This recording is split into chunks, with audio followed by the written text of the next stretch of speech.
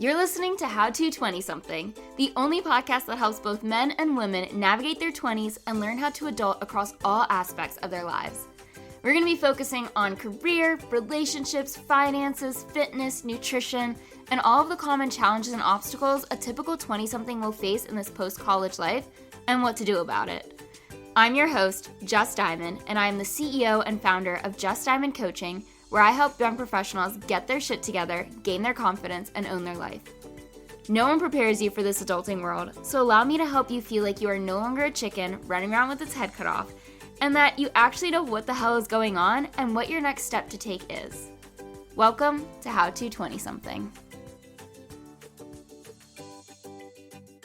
Welcome back to How to 20-something. Get ready for a heated episode filled with a ton of perspective shifts on the role alcohol plays in your life. I'm going to preface this with saying today's episode is not to convince you to quit drinking alcohol, but it is created to challenge your relationship with it and open your eyes to both the good and the bad things that come with drinking alcohol. And hopefully by the end of this episode, you feel more empowered to make a choice that is aligned with your values and goals, and not because society has deemed it normal or because you feel peer pressured into going along with the crowd. I also want to add that if you're part of the 20-somethings who need liquid courage to feel more relaxed and confident, or like your true self surfaces when you're under the influence, then please head to the show notes or directly to justdiamondcoaching.com/confidence to receive a free resource that contains my top 3 ways to walk into any room with confidence, so you don't feel so reliant on alcohol to help you get there. But over the course of this episode, I'm going to walk you through the negative effects of alcohol, the purpose behind it, and uncover all the reasons as to why you feel so dependent on it, as well as why it's necessary to include in your life. Yep, you heard that right. And then throughout all of that, I'll share my sober, curious journey. If you know me, then you know I'm personally not a fan of alcohol, and I do demonize it when it comes to being reckless. But I also know that your 20s are known for partying and getting drunk and living it up. So I'm very realistic with my clients when it comes to the topic of alcohol. I don't scold them for drinking, but it also comes as no surprise that almost every single person I've ever worked with has severely decreased their alcohol consumption and shifted their relationship to alcohol for the better. There comes a point of maturity and of honestly prioritizing your mental health where your relationship to alcohol does shift. So you can set yourself up for a lifetime of success and happiness, and that's what I'm here to talk to you about today. I'm going to start off with the positives of drinking, and that is in relation to your social health. I think when it comes to different healths, people forget that as humans, we crave a sense of community, and a lot of bonding and celebrations include alcohol, as well as from a cultural aspect. But in that respect, people aren't getting blacked out at a Shabbat dinner, okay? I personally will drink alcohol for a special occasion. It's pretty much why I don't say I'm sober, because I don't consider myself to be sober. Like, if someone makes or orders a really unique drink and offers me a sip, I'm going to try it. But otherwise, if I'm in the mood, and only if I'm in the mood during a special occasion, such as a wedding, then I'll drink on my own accord. I personally think the mentality behind going sober is very restrictive because you're telling yourself you can't have any. And what can happen as a result is all of your mental power goes towards trying to prevent yourself from giving into these temptations. And when you're surrounded by people consuming alcohol or at an event centered around it, your ability to stay disciplined is largely impacted. You feel more pressure to drink or self-conscious about not drinking that you give in to avoid these uncomfortable feelings. Now, if you're an alcoholic or allergic to alcohol or any other circumstance where you seriously cannot and should not have alcohol, then yes, please be sober. There is nothing wrong with doing that. I'm simply referring to those of you who want to strip yourself of all alcohol for personal reasons rather than for medical reasons, I guess you could say. Alcohol can actually be healthy for you to indulge in if you aren't part of the population who finds themselves drinking because it's a Friday or a Saturday, or you had a tough day, or you're sad, or you're stressed, or you're angry. It can help you feel relaxed. It can help you enjoy yourself with the people you care about, and it can enhance your relationships. Those are pretty much the only positives that alcohol has, specifically from that bonding standpoint and I guess from an anxiety standpoint. Because at the end of the day, most people abuse it. Most people turn to alcohol as a coping mechanism or because it's quote unquote the normal thing to do. But I'm here to tell you that just because something is considered normal does not mean it's good for you. And alcohol is one of those examples. It's literally poison. Every time you go out drinking or even stay in drinking, you are voluntarily putting this toxin into your body. And what happens as a result is your body freezes all other processes and prioritizes getting rid of it. So sleep gets disrupted, digestion comes to a halt. Everything stops because your body is fighting its hardest to keep you alive, which means removing the unwanted toxins you willingly ingested. The loopy feeling, the high, the dizziness, the hangover, literally every side effect you're experiencing from the highs to the lows of drinking alcohol is the poison. It's toxic. Yet our society has normalized it. I remember probably almost a year ago, I was it's called the Whitewater Center. It's like an outdoorsy place, but I was there with a bunch of people and a girl that I didn't know was talking about alcohol. And she was essentially saying, it's kind of like a poison. And I cut her off and I was like, no, it's literally poison. That is what it is. It is poison.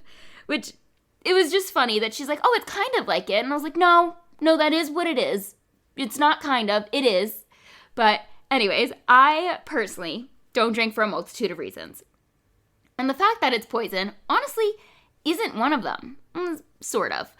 When I'm out and I meet someone new and they ask me why I don't drink, I respond with, I'm protecting all of my health. I don't give them a lecture on, I don't want to ingest poison and then have all the side effects.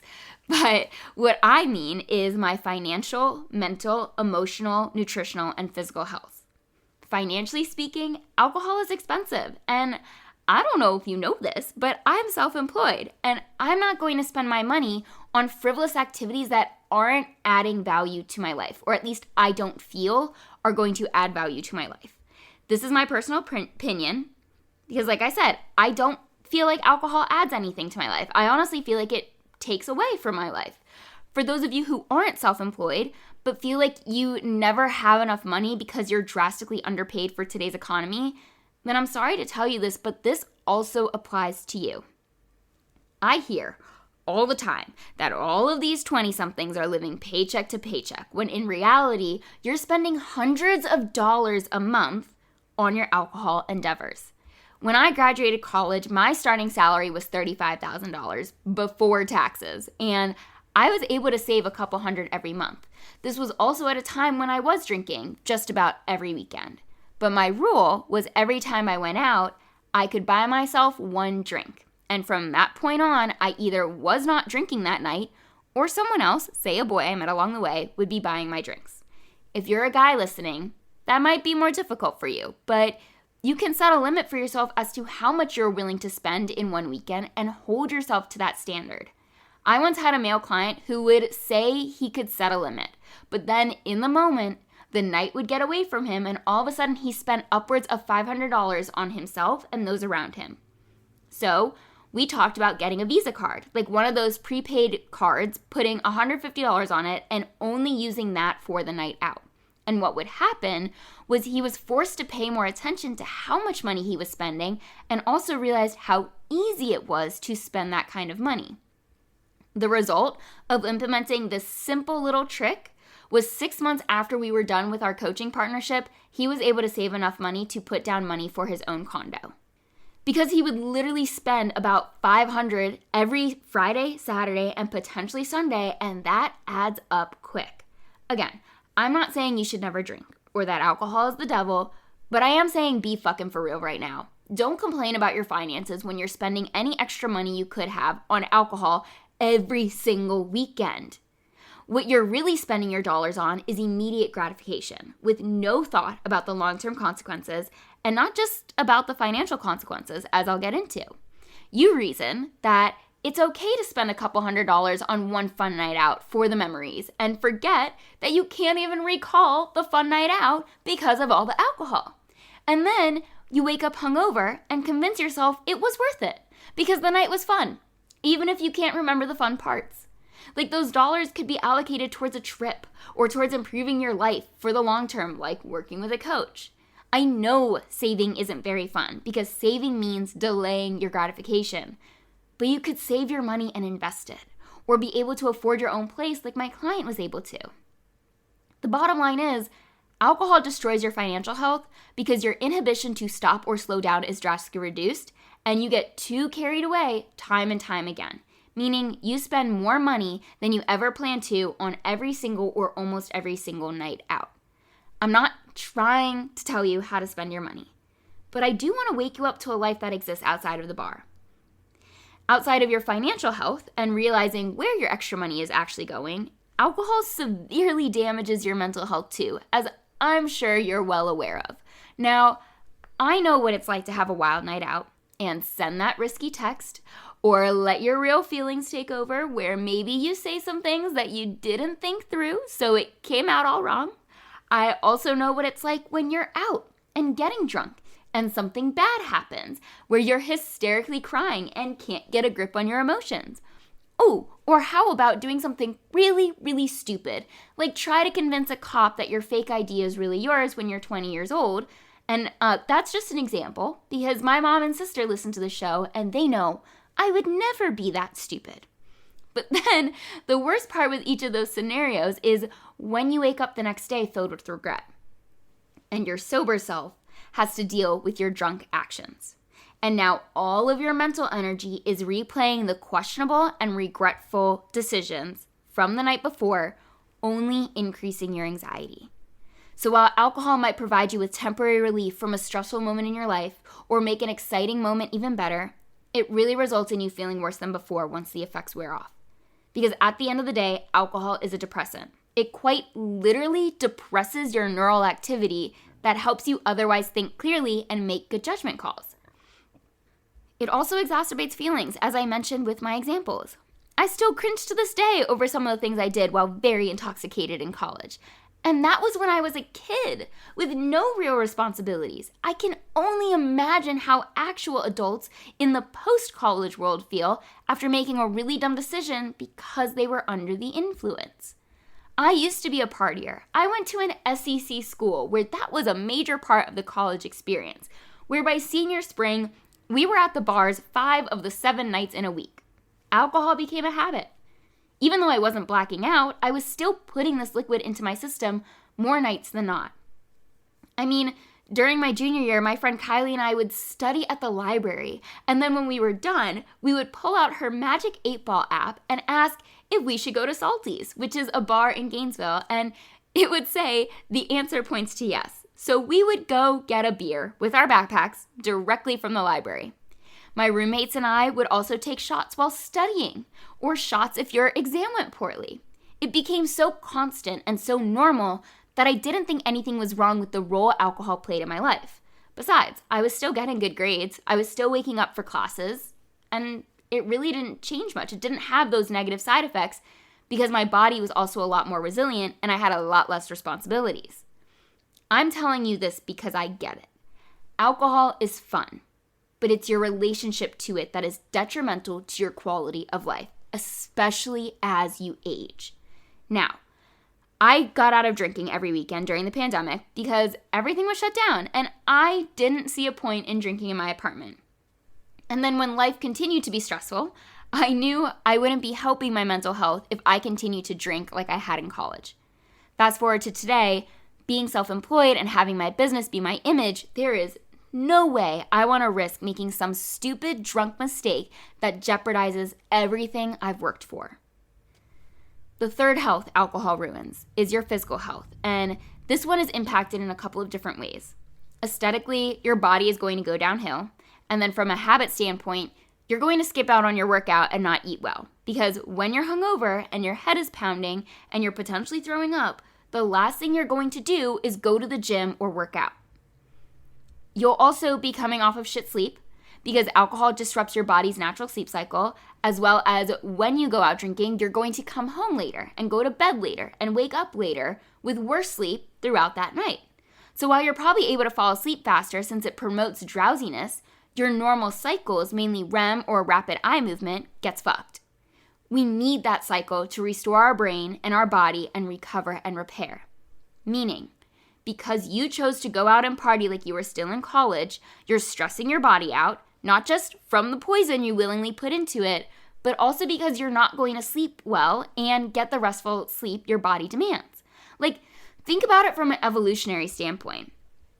If we didn't need sleep, we would have found a way to get around it. Sleep puts us in our most vulnerable state and is filled with hours of not being productive. Yet, even with all of our technology, we still demand sleep. And if we go too long without it, we enter a state of psychosis. You could go longer without food and water than you could without sleep before suffering any consequences. And here you are, every weekend, putting yourself in this unnecessary state of stress through sleep deprivation.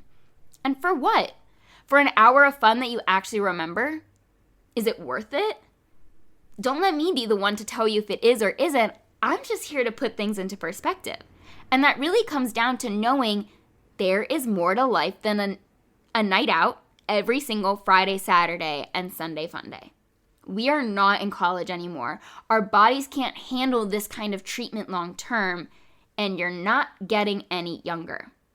I know I stress the importance of sleep in every episode, but it's because you're still not prioritizing it. From a nutritional standpoint, you're going to put yourself into a surplus every weekend because alcohol has calories, and you're out later, so you're going to be hungry during a time you would otherwise be asleep.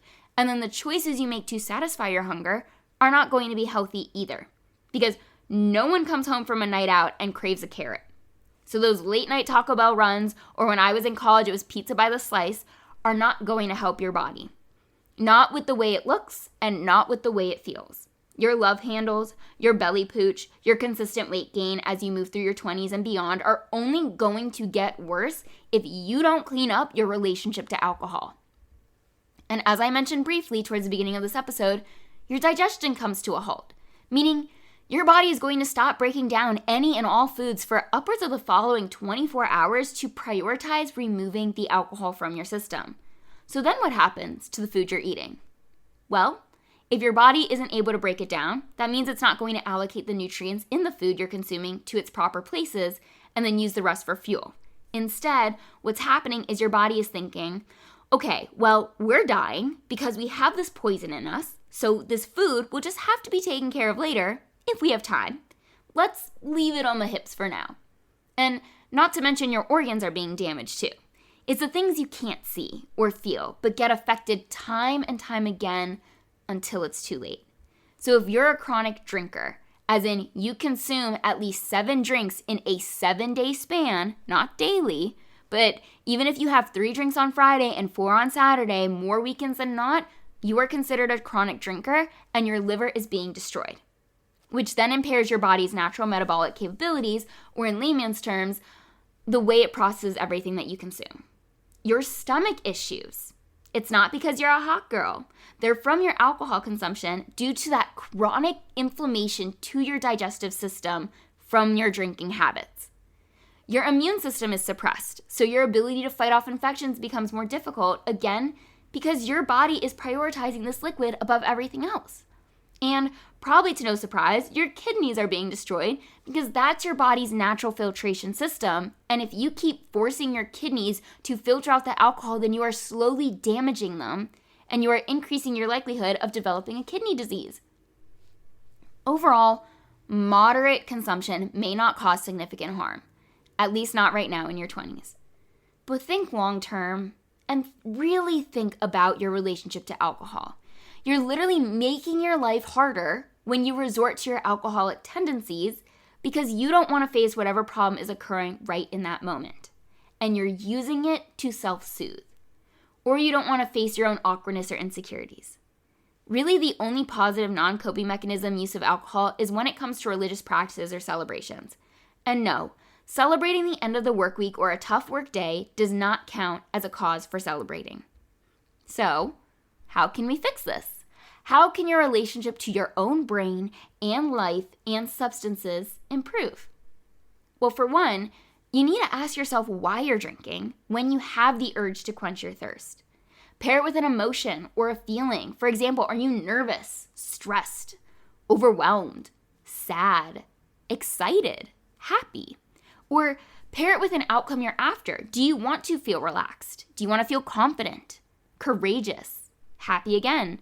Or numb? That's a big one. We all love to numb out our current reality. Once you can identify why you're resorting to your friend, Mr. Alcohol, you can then start to substitute this coping mechanism with something else. So what can you do instead that will scratch the same itch? For instance, if you want to feel relaxed, can you take a bubble bath or do yoga or deep breathing? If you're sad and wanting to feel better, maybe you can go for a walk or have a meaningful conversation with a friend or let yourself cry or jump on your bed and be a kid again. If you had a tough day at work, the same things apply. It's up to you to figure out what's going to help you feel better that isn't alcohol related. In my coaching practice, we call this a nourishment menu. It's writing down all the things you can think of when you are feeling good and neutral in your life and have this list in your back pocket ready to go for when the going gets rough. Because it will. And when you're in that shitty state of mind, you're not going to want to think of things you can do that will soothe you in that moment outside of your normal habit of drinking alcohol. It's become your default, which is why you need to make your list now. It doesn't have to be long, but you're going to want to have a range of activities that make you feel good and are conducive towards your goals, or at least aren't pulling you away from your goals. So think around 7 to 10 different things, from playing your favorite song and dancing around, to meditating, to going for a run. I know I do that when I'm angry, but this is your list. It's for you to look back to the next time you want to drink alcohol instead of face your problems head on. Because at the end of the day, when used properly, alcohol isn't the devil. I personally don't like it and don't feel a need for it to be regularly included in my life. I also know a lot more people have started their own sober curious journey within the last year and a half, which I think is great. And I'm sorry to the bars, but I'm going to say it for a third time. There is more that exists in this world than a night out. And it's up to you if you want to venture out and explore what that looks like for you. And know that I'm here to help you figure that out too. Remember, you and I have the same goal. We both want you to like your life and all that it has to offer and not live a life of regrets. And alcohol robs you of a lot of that.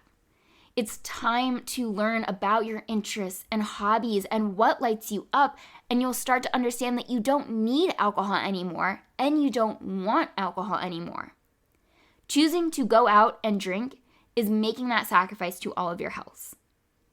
Know your priorities, goals, and reasons behind drinking, and you'll find yourself beginning to make better decisions that support the things that truly matter to you. And let me know what changes in your life as a result, because I can almost guarantee that your health factors improve, your relationships with other people will improve, your sense of self, your bank account, and the choices you make on a regular basis will all get better. But that's what I have for you on you versus alcohol. Like I said, it's not the devil if you have a healthy relationship to it. But hopefully by now you're feeling more inspired than ever to improve the way alcohol shows up in your life and not let it dictate how you show up in your life. If you liked what you heard, please, for the love of God, share it. Share it with your best friend, your grandma, your cousins. Post it on social media and tag me at coach.justdiamond when you do. And if you want me to help you on this journey so you don't become 80 and look back on your life and feel regret, the link to schedule a call with me is always in the show notes. But otherwise, this concludes another episode of How to 20-something, and I can't wait to be in your headphones again next week with another brand new episode.